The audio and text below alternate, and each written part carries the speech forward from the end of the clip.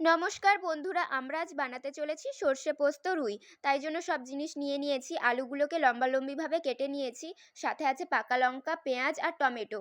আর এখানে নিয়েছি সর্ষে আর পোস্ত একটা মিক্সির মধ্যে, আর 4টে পাকা লঙ্কা। আর এই টমেটোগুলো কেটে রাখা আর ধনেপাতাগুলো আমাদের গাছ থেকে তুলে এনেছি। যাই হোক, সবগুলো মিক্সির মধ্যে পিষে নেওয়া হলো। আর এখানে তেলের মধ্যে কালো জিরে ফোড়ন দিয়ে আলুগুলোকে ভালোভাবে ভেজে নিতে হবে, একদম যেন ক্রিস্পিভাবে ভাজা হয়। তারপরে দিয়ে দিচ্ছি ওপর থেকে নুন।